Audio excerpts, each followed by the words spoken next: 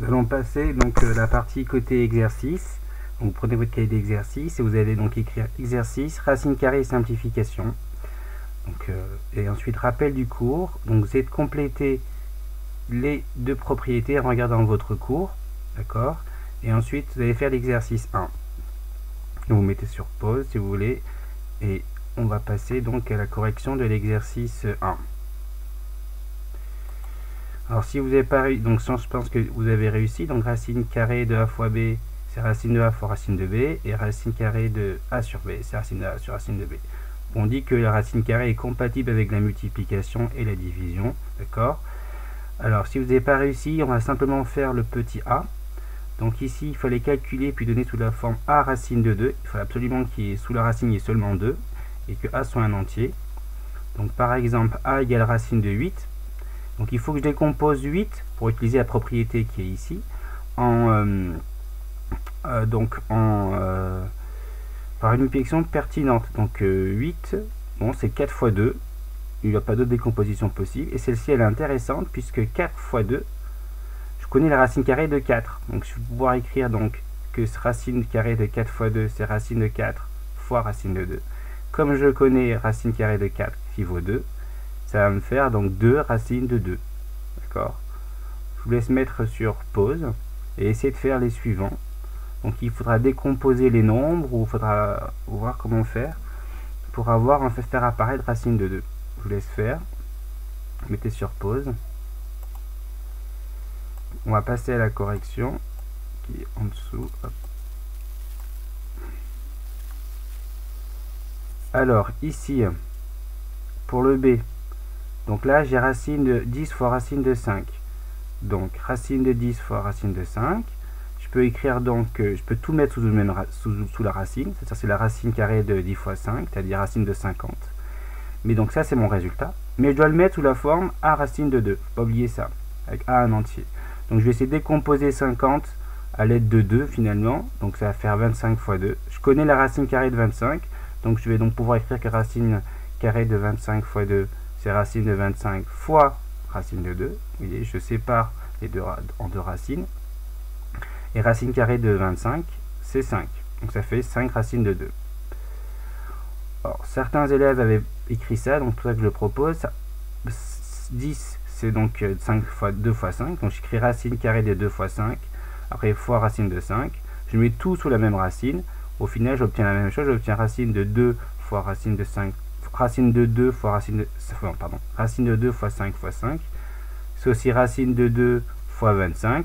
Donc on obtient, on arrive à cette étape-là. Et on peut conclure ici en écrivant pour la fin qui a été fait précédemment. Pour le C, bon ici, attention, on a envie d'écrire que c'est racine carrée de 32 plus 18. Ça c'est faux. Je vous rappelle que la racine carrée n'est pas compatible avec l'addition. D'accord. Donc là, tout ce que je fais, donc d'abord, je vais essayer de décomposer 32 et 18 séparément. Donc 32, c'est 8 fois 4. D'accord. Bon voilà, par exemple. 18, c'est 9 fois 2. Je vais essayer donc de séparer donc les multiplications qui sont sous la racine. Donc c'est racine de 8 fois racine de 4 pour lui. Pour celui-ci, ça va être racine de 9 fois racine de 2. Donc je connais racine de 4, c'est 2. Je connais racine de 9, c'est 3.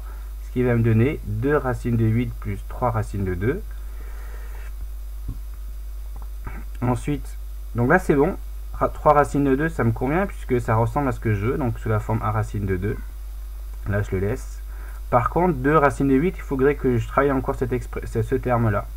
Donc je sais que 8, c'est 4 fois 2. Donc j'écris racine de 4 fois 2. Et ensuite, je vais donc séparer donc la multiplication donc sous la racine. Donc ça fait racine de 4 fois racine de 2. Et je connais racine de 4, ça vaut 2.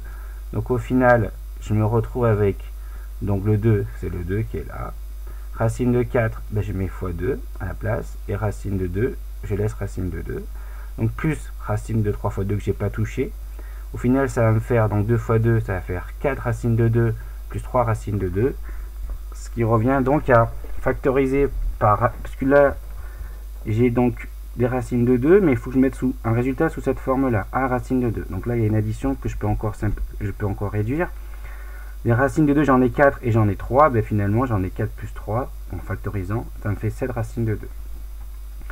Pour le D, là, donc ici, il y a une racine de 2, donc c'est bon. Par contre, là, il y a une multiplication. En plus, elle est prioritaire. Je vais donc utiliser la formule qui est en haut en allant de droite à gauche. Donc, ça va faire racine carrée de 6 fois 12. Vous voyez, là, je rentre la multiplication sous la racine. Donc, ça fait donc 6 fois 12. Donc, je ne vais pas calculer. Par contre, comme je dois faire ressortir un 2 sous la racine. Donc là, il y a un 2. Et 12, c'est 6 fois 2. D'accord? Donc au final, je me retrouve avec 2 racines de 2 que j'ai pas du tout modifié, moins là, sous la racine. Donc là, j'ai 6 fois 6, donc ça fait 36. Et le 2, je le laisse. Et donc là, je vais utiliser dans cette racine-là, je vais utiliser le cours qu'on a vu précédemment, en haut. Donc c'est racine de 36 fois racine de 2. Et racine de 36, vous savez que ça fait donc 6. Ok? Donc ça va me faire 2 racines de 2 moins 6 racines de 2. Donc là j'ai 2 racines de 2, là j'en ai moins 6 de racines de 2. Je peux factoriser par racine de 2 et entre parenthèses je mets 2 moins 6. Et ce qui me fait moins 4 racines de 2. Terminé.